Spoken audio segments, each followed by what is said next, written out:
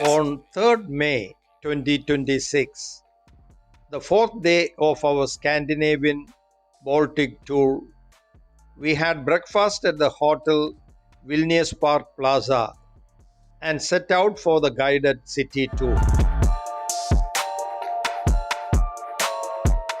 Vilnius is the capital and the largest city of Lithuania, tucked away in Europe's Baltic region. This city is a stunning tapestry of Baroque architecture, cobblestone alleys, and a quirky, independent spirit. Today, we are exploring the top landmarks that make this UNESCO World Heritage destination a must visit. Our first destination was the Church of St. Peter and St. Paul under the Roman Catholic Archdiocese of Vilnius. While the exterior presents a modest Italian Baroque style, the interior is widely considered a masterpiece. It holds over 2,000 intricate, pristine white stucco figures depicting biblical, historical, and mythical scenes. From the outside, the Church of St. Peter and St. Paul looks beautiful but modest.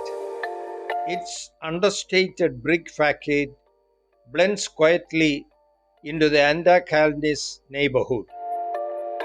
But step through the heavy wooden doors and you enter a completely different world. Inside the church, you are welcome to a masterpiece of the late Baroque era. Inside, there is no colorful paint. Instead, you are blinded by a breathtaking ocean of white. Over 2,000 unique stucco statues and carvings cover every single inch of the walls and ceilings. Angels, demons, saints, and mythical creatures frozen in time.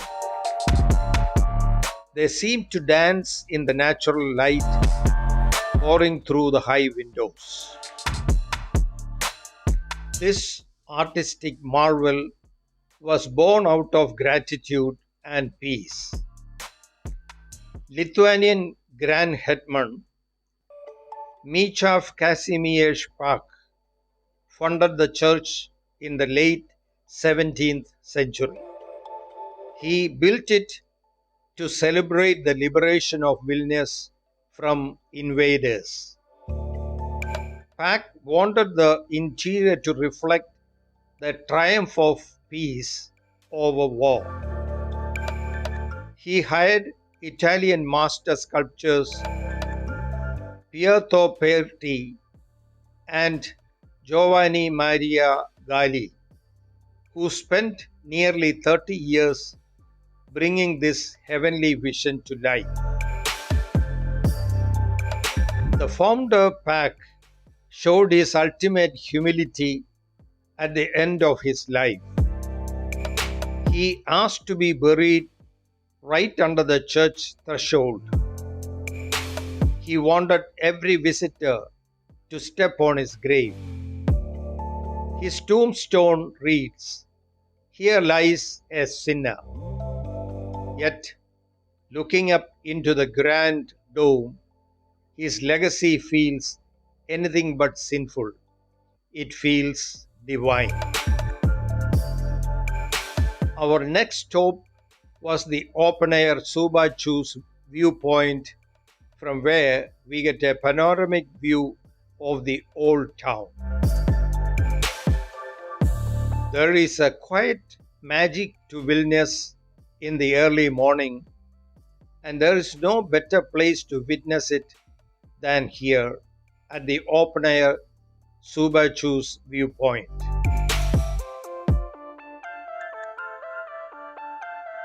As the city slowly wakes up, the crisp morning air carries a stillness that you can only find at dawn.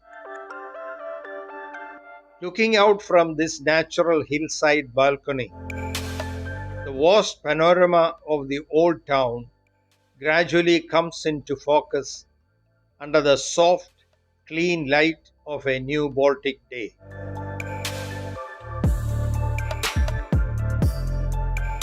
From this vantage point on the edge of the historic defense wall, the city's famous sea of red tile roofs stretches out before you.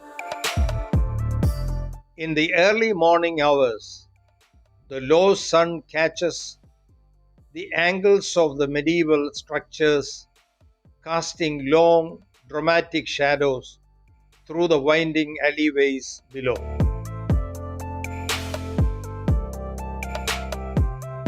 It is a view uninterrupted by glass or walls, offering a completely raw, breathtaking perspective of a layout that has remained unchanged for centuries.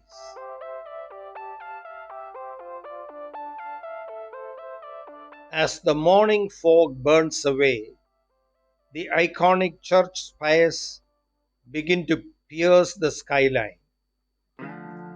Directly ahead, the towers of the old town stand tall, while just to your right, the green leafy canopy of the Bohemian Ushupis district unfolds.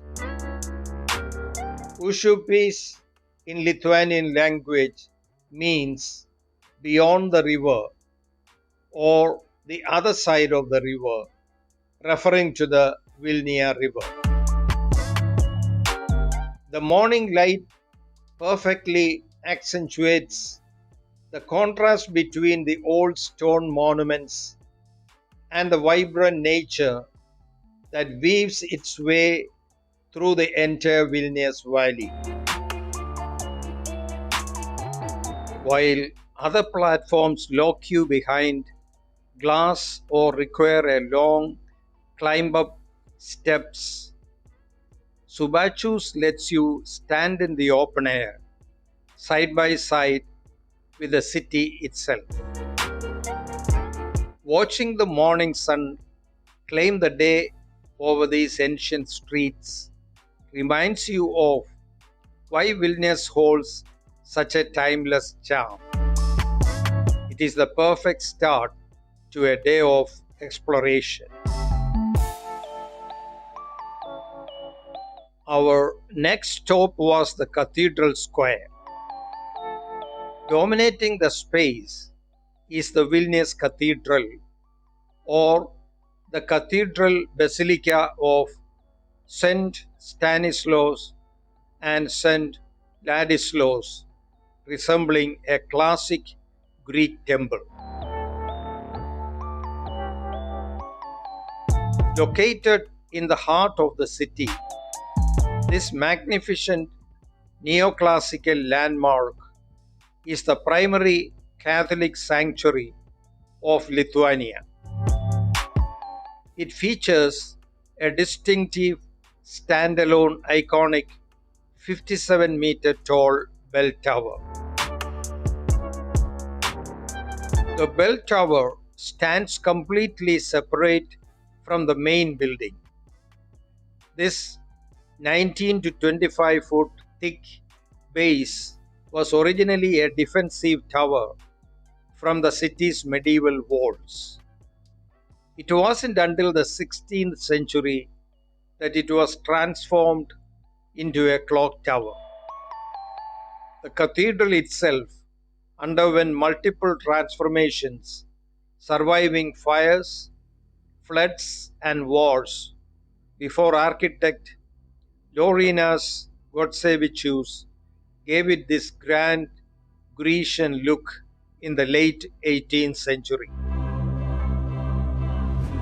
Don't miss the legendary Stebuklas, meaning miracle, tile embedded in the pavement between them.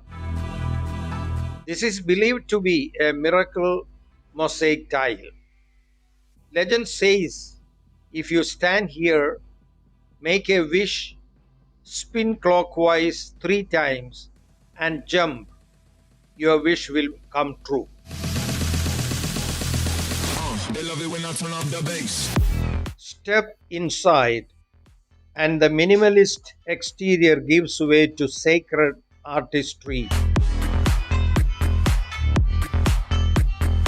The crown jewel of the interior is the chapel of St. Casimir, a Baroque masterpiece that escaped destruction. But the cathedral's deepest secrets lie beneath your feet. The dark underground crypts form a royal mausoleum holding the remains of Lithuania's Grand Dukes, kings, and queens spanning centuries of Baltic history. During the Soviet occupation, the cathedral was confiscated and turned into a picture gallery, its bells silenced. But it could not be erased. In 1989, this very square became the starting point for the Baltic Way, a historic human chain of 2 million people holding hands for freedom. Today, it remains the city's premier meeting place, anchoring the identity of a modern European nation. Love it when I turn up the bass. More than just stone and mortar, the Vilnius Cathedral is the living, beating heart of Lithuania, a monument that has witnessed the birth, fall, and rebirth of a nation.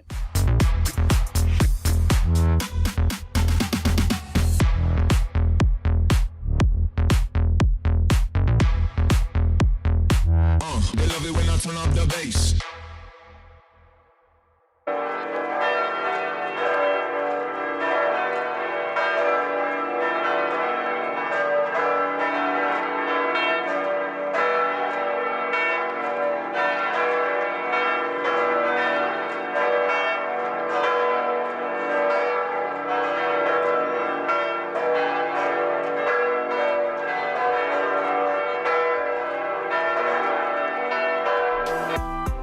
The statue erected by the side of the Vilnius Cathedral belongs to Grand Duke Gediminas, the 14th century founder of Vilnius and one of Lithuania's most celebrated rulers. Unlike traditional royal equestrian monuments, where the leader sits proudly on the horse, the monument to Grand Duke Gediminas depicts him standing beside his horse. The bronze duke is shown holding a sword in his left hand while blessing the city with his right hand. It sits right in Cathedral Square, facing the prominent Cathedral Bell Tower. The bronze and marble monument was designed by the notable Lithuanian-American sculptor Vytautas Kashuba and unveiled in 1996. Looking up from the square, you will spot Gediminas Hill. Perched high above Vilnius, Gediminas Tower stands as the ultimate sentinel of Lithuania's capital. Its history began in the 14th century when Grand Duke Gediminas built a wooden fortress here following a prophetic dream of an iron wolf howling on the hilltop. By 1409, Grand Duke Vytautas replaced it with a grand brick upper castle though centuries of war left this single tower as its lone survivor. Today, it is a national symbol of resilience and statehood. The national flag was proudly rehoisted here in 1988, signaling the dawn of independence. Now, serving as a branch of the National Museum of Lithuania, it grants visitors unparalleled panoramic views where medieval history flawlessly meets the modern horizon.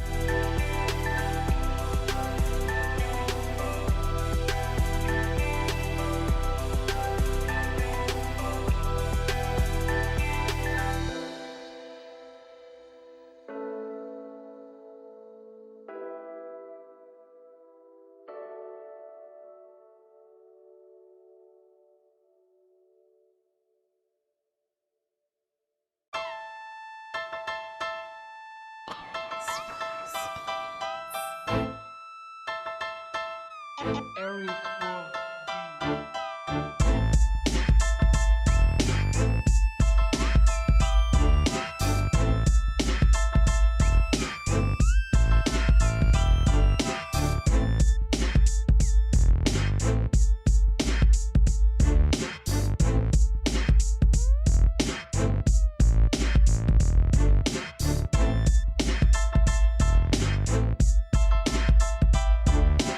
After having finished the city tour, we had lunch at a restaurant and proceeded to Riga, the capital and the largest city of Latvia, with two stops on the way: the Hill of the Crosses and the Rundale Palace Museum, about which separate videos will be released soon.